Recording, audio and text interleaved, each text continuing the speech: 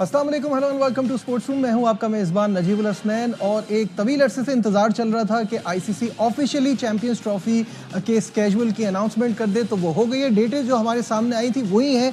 ICC champions trophy के schedule का official announcement हो गया है और चैंपियंस ट्रॉफी का आगाज़ 19 फरवरी से होगा। हाई वोल्टेज मुकाबला पाकिस्तान और भारत के दरमियान 23 फरवरी को खेला जाएगा। आपको ये बताते चलें कि चैंपियंस ट्रॉफी का फाइनल 9 मार्च को है और इसके लिए एक इजाफी रिजर्व डे भी रखा गया है। 2 ग्रुप्स में ये इवेंट खेला जाएगा। ग्रुप ए में पाकिस्तान, भारत, न्यूजीलैंड, बांग्लादेश शामिल है और ग्रुप बी में जनूबी अफ्रीका, ऑस्ट्रेलिया, अफगानिस्तान और इंग्लैंड शामिल है। इस पर बात करने के लिए हमारे साथ हैं our sports correspondent Shahid Hashmi साहब। शाहिद साहब, अस्सलाम वालेकुम, वेलकम टू द शो। सबसे पहले ये बताइएगा कि स्केजुअल में बड़ी देर लगी लेकिन डेट सबके सामने आ गई थी। कैसा देख रहे हैं आप? 8 टीमों के दरमियान 15 मुकाबले होंगे। बिल्कुल एक्साइटिंग टूर्नामेंट है और वर्ल्ड कप के बाद दूसरा बड़ा टूर्नामेंट इसको गर्दाना जाता है। और ये भी आपको बता दें कि ARY न्यूज ने हफ्ते के दिन जो मुमकिन शेड्यूल दिया था वही का वही है। कॉपी हमारे पास आ गई। बिल्कुल सही है। Former fast bowler Abdul Rauf ने भी हमें ज्वाइन कर लिया। रऊफ, अस्सलाम वालेकुम, welcome to the show. Schedule आपके सामने आ रहा है, पावर पैक मुकाबले होंगे चैंपियंस ट्रॉफी के, कैसा देख रहे हैं? जी बिल्कुल, और मेरा ख्याल है कि पूरी जो क्रिकेटिंग वर्ल्ड थी उसको इस चीज का इंतजार था कि आईसीसी कब इसको आइस को मेल्ट करने में कामयाब होता है, शेड्यूल को जारी करेगा और फिलहाल उन्होंने शेड्यूल को जारी कर दिया। और मेरा ख्याल है कि टेलीग्राफ की रिपोर्ट के बाद जब उन्होंने एक बहुत ही अपनी एक ऑथेंटिक रिपोर्ट दी है उसके बाद इन्होंने शेड्यूल जल्दी में जारी किया है। मगर ये चीजें आईसीसी को पहले इल्म होना चाहिए, क्योंकि जब आप किसी भी कंट्री को मेजबानी देते हैं किसी भी बड़े इवेंट की और फिर जो ब्रॉडकास्टर्स होते हैं इनके बहुत बड़ी एक अमाउंट उनकी इन्वेस्ट होती है वहाँ पे और उन्होंने फिर कमर्शियली इसको एक्सप्लॉइट करना होता है। तो मेरा ख्याल है कि ये चीजें जितनी जल्दी अनाउंस हो जाए उतना बेहतर होता है। मगर इसको इंडिया की वजह से, एक कंट्री की वजह से इसको डिले करते करते इसको at the neck of the time लाया गया और फिर आखिरी टाइम पे जब बिल्कुल टाइम थोड़ा सा तो ये शेड्यूल अनाउंस किया गया। चलो देर आए दुरुस्त है, शेड्यूल तो अनाउंस हुआ है। बिल्कुल सही है। और खुद रऊफ ने ये बात छेड़ दी है तो उसकी तरफ बढ़ते हैं कि चैंपियंस ट्रॉफी को में भारत को एडजस्ट करने के लिए क्रिकेट को नुकसान पहुंचाया जा रहा है, ऐसा टेली कहना है। उन्होंने कहा है कि हर आईसीसी के इवेंट में भारत को एक अलग फेवर दिया जाता है। ठीक है शाहिद साहब, आपसे शुरू करते हैं। मुझे ये बताइएगा कि ये जो टेलीग्राफ की रिपोर्ट है इसमें जो बातें हैं वो बातें तो सारी सही हैं, लेकिन पॉइंट ये कि जब इतना डेडलॉक लगा था तो उस वक्त क्यों नहीं बोल रहे थे? क्रिकेट ऑस्ट्रेलिया ने भी इसी तरह का एक पहले बयान दिया। अब टेलीग्राफ में ये रिपोर्ट आ रही है कि एक मुल्क को एडजस्ट करने के लिए ये सब हो रहा है, लेकिन अब क्या फायदा जब सारी चीजें सॉल्व होने को जा रही हैं? लेकिन इस आर्टिकल में देर जरूर हुई, लेकिन इस आर्टिकल में काफी चीजें एक्सपोज कर दी। 2019 के वर्ल्ड कप के बारे में बताया गया, 2021 के T20 वर्ल्ड कप के बारे में बताया गया। लोगों ने महसूस की थी, लेकिन प्रिंट मीडिया में पहली दफा आया शायद टिम विकमोर न्यूजीलैंड और इंग्लैंड की सीरीज में बिजी था। लेकिन ये अब जो सिनेरियो बनता जा रहा है, बात तो मैं पहले भी कह रहा था, बात तो सारी सही है। रऊफ, मुझे बताइएगा क्या सोचते हैं इस पे? देखिए, एक तो मैं टेलीग्राफ को एक बिल्कुल न्यूट्रल और साफ शफाफ जो जर्नलिज्म करने पे खराज तहसीन पेश करता हूँ और मेरा ख्याल है कि बड़ी दुरुस्त उन्होंने रिपोर्ट तैयार की। और इससे पहले भी आपको याद होगा कि 8 अक्टूबर को उन्होंने सबसे पहले इस अखबार में ही पेशगोई की थी कि जो इवेंट का फाइनल है वो दुबई उसको मुनकिल किया जाएगा, मगर उसको ज्यादा सीरियसली नहीं लिया गया था। मगर आज जो इन्होंने रिपोर्ट आई है वो उसने तो बिल्कुल एक खुलासा करके रख दिया और जो इंडिया की हटदर्मी थी और जो इंटरनेशनल क्रिकेट काउंसिल की पॉलिसी थी उनको बिल्कुल उसने दुनिया के सामने एक्सपोज करके रख दिया। और फिर उन कंट्रीज को जो बिग थ्री थे और जो क्रिकेट की बड़ी पावर्स मानी जाती है उनकी जो खामोशी है, उनके जो साइलेंस है, उनको भी उससे शदीद तनकीद का निशाना बनाया। और सबसे ज्यादा जो इम्पोर्टेंट चीज वो ये है कि पाकिस्तान को फाइनल की मेजबानी से रोकना है, खेल की मुकम्मल बेइज्जती है और इंडिया को फायदा पहुंचाने के लिए खेल की साख को बात किया गया। और इंडिया जो है वो क्रिकेट के साथ ज्यादा कर रहा है। इंटरनेशनल क्रिकेट काउंसिल उसके अंडर में काम कर रही है। और फिर जो 2019, 20, 21 और 22 का उन्होंने हवाला दिया कि वहाँ पे जो वर्ल्ड कप हुए उसमें भी इंडिया को बहुत ज्यादा अनइवन किस्म का फायदा पहुंचाने की कोशिश की गई। और जितने भी इंटरनेशनल क्रिकेट काउंसिल के इवेंट होते हैं उसमें कोशिश की जाती है कि इंडिया को ही फायदा पहुंचाया जाए, बजाय कि जो बाकी कंट्रीज है। हालांकि as a governing body International Cricket Council का ये है कि मंशूर होना चाहिए और उनका ये एक फर्ज है कि वो जितने भी दूसरे कंट्रीज है, जो छोटे कंट्रीज है, उनको सपोर्ट करे ताकि वहां पे भी गेम फ्लोरिश हो, वहां पे भी जो उनके अवाम है उनको इस गेम को सपोर्ट करने और उसके साथ मिलकर काम करने में उनको मौके दिए जाए। मगर आप देखें कि एक इवेंट 96 के बाद एक बड़ा इवेंट पाकिस्तान में होने जा रहा है और 28 साल के बाद पाकिस्तान यानी कि 28 साल के बाद पाकिस्तान एक चैंपियन ट्रॉफी का जो फाइनल था फाइनल उसको पाकिस्तान में कंडक्ट कराने जा रहा था। तो इसमें इंटरनेशनल क्रिकेट काउंसिल को और जो बाकी कंट्रीज है उनको पाकिस्तान की मुकम्मल सपोर्ट करनी चाहिए थी, पाकिस्तान के साथ खड़ा होना चाहिए था, इंडिया को कंडेम करना चाहिए था और इनको बताना चाहिए था कि हम खेलों के फरोग के लिए हमने इंटरनेशनल क्रिकेट काउंसिल बनाई हुई है, ना कि एक ही कंट्री के एजेंडे को फरोग देने के लिए हमने इंटरनेशनल क्रिकेट काउंसिल को हम बना के उसको फ्लोरिश कर रहे हैं। तो ये चीजें वो करने में कम्प्लीटली नाकाम रहे हैं और इसमें मेरा ख्याल है कि ये जो टेलीग्राफ से ये अपना आर्टिकल तैयार किया वो आउटस्टैंडिंग है। उन्होंने कहा कि जो 7 टीमें हैं इसमें पार्टिसिपेट करने वाली उनको तो बिल्कुल आइडिया ही नहीं है कि उनके नॉकआउट मैचेस कहाँ पे होंगे, सिवाय इंडिया के एक ही कंट्री है जिसको पता है कि उनके नॉकआउट मैचेस सेमीफाइनल फाइनल कहाँ पे खेले जाएंगे। और इससे पहले आपको याद है कि एशिया कप में पाकिस्तान का बहुत बड़ा नुकसान हुआ था जब हाइब्रिड मॉडल हुआ था और से फ्लाई करके श्रीलंका में मैचेस खेलने जाना पड़ा और पाकिस्तान पूरी तरह वहां पे आ रहा और इंडिया वहां से भी कामयाब हुआ। बिल्कुल सही है। शाहिद साहब आपसे आखिरी सवाल मुझे ये बताइएगा कि ये जो बात की है कि एक मुल्क की इजारादारी ये बहुत ही गलत है, किसी भी खेल में ऐसा नहीं होना चाहिए, लेकिन इस पे होगा क्या आगे? इस पे नोटिस लिया जाएगा कि ये बाकी टीमों के लिए कितनी परेशानी की बात है? देखिए, पाकिस्तान को सारे मुल्कों को मिलाना पड़ेगा, एसोसिएट कंट्रीज को, बड़े ममालिक को, और लॉबिंग करनी पड़ेगी कि जो 2011 में हारून लोरगाट ने उस वक्त के चीफ एग्जीक्यूटिव ने जो एक रिव्यू करवाया था लॉर्ड वुल्फ के जरिए, जिस रिव्यू में ये कहा गया था कि इंडिपेंडेंट डायरेक्टर्स होने चाहिए 8 अदद। एक तो जो 18 डायरेक्टर हैं वो पहले फैसला लें और उसकी तौसीक 8 रुकनी एक इंडिपेंडेंट डायरेक्टर्स का बोर्ड करे जिनका ताल्लुक ज्यादा क्रिकेट के बड़े ममालिक से ना हो, जैसे चाइना है, बेल्जियम है, फ्रांस है, थोड़ी बहुत क्रिकेट खेलते हैं लेकिन ये इतने पावरफुल क्रिकेटिंग नेशंस नहीं है।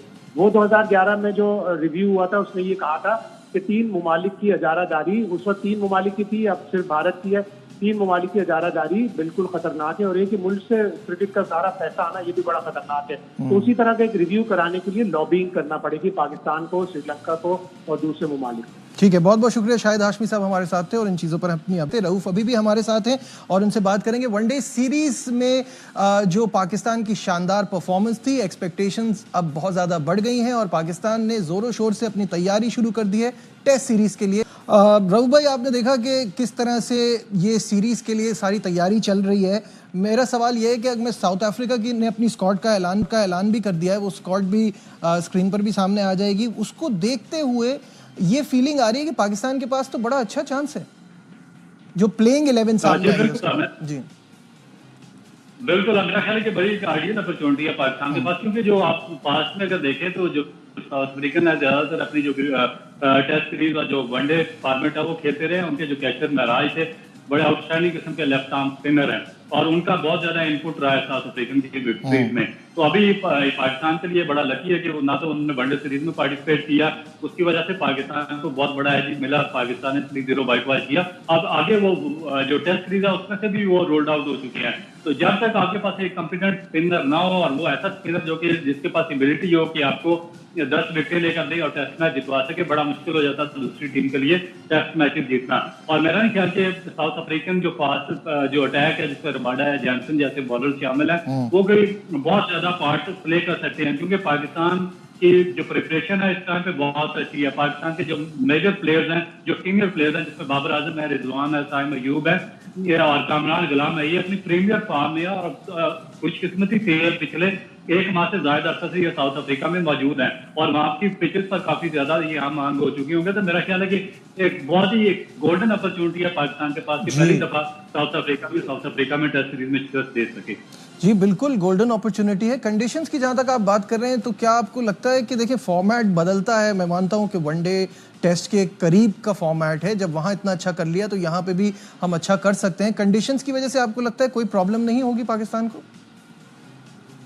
देखिए, थोड़ा सा जो एशियन या सब कॉन्टिनेंट के बैट्समैन है उनको डेफिनेट प्रॉब्लम तो होती है जब वो ग्रीन टॉप पिचेस पर खेलते हैं और थोड़ा सा बाउंस उसमें एक्स्ट्रा होता है, मगर उसमें उस वक्त ज्यादा प्रॉब्लम आती है जब आप स्टेट अवे जाकर वहां पर एक साइड मैच खेलें और फिर आपको टेस्ट मैच में जाना पड़े। मगर जब आप वहां पे उन्हीं पिच का 3 T20 मैचेस या 3 वनडे मैचेस, उससे पहले फिर एक प्रैक्टिस मैच, फिर उससे 2 पहले प्रैक्टिस मैचेस खेल चुके हूँ और 1 महीने से आप वहां पर आके प्रिपरेशन कर रहे हूँ और फिर आपके पास मेजोरिटी ऑफ द बैट्समैन ऐसे होंगे जो वहां पर जिनको ऑस्ट्रेलिया और साउथ अफ्रीका की कंडीशंस में खेलने का एक्सपीरियंस भी हो। और लकीली पाकिस्तान इससे पहले ऑस्ट्रेलिया का टूर कर चुका है, जहाँ की पिचेस काफी हद तक जनूबी अफ्रीका से मुमासलत रखती हैं और उनके बॉलिंग लाइन भी जनूबी अफ्रीका से काफी ज्यादा बेहतर थी। तो मेरे ख्याल के मुताबिक तो पाकिस्तान को अगर थोड़ा सा पाकिस्तान ने बेहतर प्लानिंग के साथ खेला तो साउथ अफ्रीका के खिलाफ बहुत ज्यादा पाकिस्तान को एज हासिल होगा। अच्छा, दूसरा पाकिस्तान के पास खोने को कुछ है नहीं, साउथ अफ्रीका के पास खोने को बहुत कुछ है, क्योंकि WTC का फाइनल का उनका तो बड़ा अच्छा चांस बनता है, तो उनके ऊपर एडिशनल प्रेशर भी होगा इस चीज का। बिल्कुल एग्जैक्टली, और यही एडिशनल प्रेशर होगा क्योंकि उनके लिए एक मैच जीतना बहुत ज्यादा जरूरी है। अगर उन्हें वर्ल्ड टेस्ट क्रिकेट के फाइनल में पार्टिसिपेट करना तो उनको एक टेस्ट में पाकिस्तान को हराना होगा, और ये मेरा ख्याल है कि जो प्रेशर है ये भी माउंट कर रहा होगा। उसके अलावा जो उनकी जो 3-0 से व्हाइट वॉश हुए हैं उसने मेरा ख्याल है कि उनको बहुत ज्यादा कंप्रेशन में लाके खड़ा कर दिया, और उससे पाकिस्तान का मोराल बहुत ज्यादा बुलंद है। और उसके बाद जो पाकिस्तान के जो इसमें बॉलिंग लाइन है वो भी काफी बेहतर है, क्योंकि नुमान अली जो पिछले 3 टेस्ट मैचेस आपने खेले हैं, लास्ट 2 मैचेस इंग्लैंड के खिलाफ पाकिस्तान में, उसमें उन्होंने बहुत ही अच्छे तरीके से उन्होंने परफॉर्म किया और पाकिस्तान को एक बेस्ट 9 फराहम किया इंग्लैंड के खिलाफ मैचेस जितवाने में। फिर आबाद की वापसी हुई है, जिनको इंग्लिश कंडीशन में और इस तरह की जो स्विमिंग पिचेस है उस पर बहुत बड़ा एक्सपीरियंस है। 700+ विकेटें हैं उनकी फर्स्ट क्लास क्रिकेट में, और पाकिस्तान की बहुत ही इंपॉर्टेंट जो हुआ था उनमें वो शामिल हो चुके हैं, और इसके बाद नसीम शाह और बाकी बॉलर्स भी साथ शामिल है। तो मेरे ख्याल के मुताबिक तो मुझे ये पाकिस्तान की टीम साउथ अफ्रीकन जो टीम है उससे काफी बेहतर नजर आ रही है। ठीक है, बहुत बहुत शुक्रिया। अब्दुल रऊफ हमारे साथ थे। उनका भी यही मानना है कि पाकिस्तान की टीम जो है अगेंस्ट साउथ अफ्रीका इस वक्त जो कॉन्फिडेंस है उसको लेके ज़्यादा स्ट्रांग नज़र आ रही है। यहाँ लेते हैं एक ब्रेक से वापस आएंगे तो चैंपियंस T20 कप के हवाले से बात होगी, कहीं मत जाइएगा, will be right back. Glad to have you back once again to Sports Room। और चैंपियंस T20 कप का कल फाइनल है। इवेंट की 2 बेहतरीन टीमें मद्दे मुकाबिल हैं। Stallions will take on Markhor, जहां इस वक्त स्टैलियंस के कप्तान मोहम्मद हारिस हमारे साथ हैं, उनसे बात करते हैं। अस्सलाम वालेकुम Haris, welcome to the show. सबसे पहले ये जानना चाहूँगा, आपकी टीम की बड़ी शानदार परफॉर्मेंस जा रही है, इस परफॉर्मेंस को लेकर आपका हदफ क्या है? जी बिल्कुल, एज अ टीम हमारी स्टैलियंस की परफॉर्मेंस काफ़ी अच्छी रही, और किसी भी टीम की ख्वाहिश होती है कि वो टूर्नामेंट का अच्छा स्टार्ट ले, और हमारी भी ये कोशिश थी कि टूर्नामेंट का अच्छा स्टार्ट लें और फिर उसको अच्छा फिनिश करें। और रही बात कप्तानी की, तो पिछले 1.5 साल से अल्हम्दुलिल्लाह मैं कप्तानी कर रहा हूँ। इमर्जिंग टीम की हो गई, पाकिस्तान शाहीन की हो गई, स्टैलियंस की हो गई, तो काफ़ी कुछ सीखने को मिल रहा है, और हदफ यही है कि इंशाल्लाह स्टैलियंस की जो रिवायत है ट्रॉफी जीत। अच्छा, स्टैलियंस की टीम में बहुत से ज़बरदस्त खिलाड़ी हमने देखे, कौन सा ऐसा खिलाड़ी लग रहा है आपको जो इतना तैयार है कि वो पाकिस्तान टीम तक जगह बना सकता है? जी, स्टैलियंस की टीम में आई थिंक मुझे लगता है कि मां सदाकत एक ऐसा नौजवान यंग टैलेंटेड प्लेयर है जो तीनों डिपार्टमेंट में काफ़ी अच्छा कर रहा है, और मुझे लगता है कि वो करीब पाकिस्तान की नुमाइंदगी कर सकता है। उसकी वजह यही है कि उसकी जो स्किल है बैटिंग, बॉलिंग, फील्डिंग तीनों में काफ़ी अच्छा करता है। अभी फर्स्ट क्लास क्रिकेट भी उसने के लिए मैंने उसको देखा है, रिसेंटली 2nd हाईएस्ट स्कोरर है और कम इनिंग्स में, तो काफ़ी अच्छा खेल रहे हैं। फर्स्ट क्लास क्रिकेट भी मुसलसल खेल रहे हैं, वनडे T20 में उसकी परफॉर्मेंस काफ़ी अच्छी है, 150 भी कर चुका है और 30-35 भी कर रहा है। तो मुझे लग रहा है कि इंशाल्लाह ये एक ऐसा प्रॉस्पेक्ट है कि इंशाल्लाह। अच्छा, एक प्लेयर और ऐसा है जो बड़ा ही यूनिक है, बड़ा ज़बरदस्त लगता है, वो है उस्मान तारिक। विकेट के सामने खेलने वालों को तो बड़ी दुश्वारी होती है, विकेटों के पीछे उनकी बॉल पकड़ने में भी दुश्वारी होती है। बिल्कुल, उस्मान तारिक जिस तरह की बॉलिंग कर रहे हैं तो ना सिर्फ बैट्समैन को बिल्कुल मुझे भी दुश्वारी हो रही है, लेकिन वो सच कोई मसला नहीं है। पहले 3 मैचों में उसको जज करना थोड़ा सा मुश्किल था, लेकिन बाद में उससे डिस्कशन हुई है, तो अब थोड़ी सी समझ आने लगी विकेट कीपिंग में कि कौन सा बॉल अंदर आ रहा है, कौन सा बाहर निकल रहा है। तो बातचीत से काफ़ी कुछ चीज़ें हल हुई है उनके साथ, और जिस तरह का वो बॉलिंग कर रहे हैं आई विश के वो टॉप विकेट टेकर और टूर्नामेंट में चैंपियन बनवाए। बहुत बहुत शुक्रिया हारिस, मेरी दुआ है कि आप कामयाब हों और बड़ा अच्छा फाइनल देखने को मिले। Thank you so much for your time. नाज़रीन, आज के प्रोग्राम में बस इतना ही। दीजिए अपने मेज़बान नजीबुल हसनैन को इजाज़त। अपना बहुत ख्याल रखिए। अल्लाह हाफ़िज़।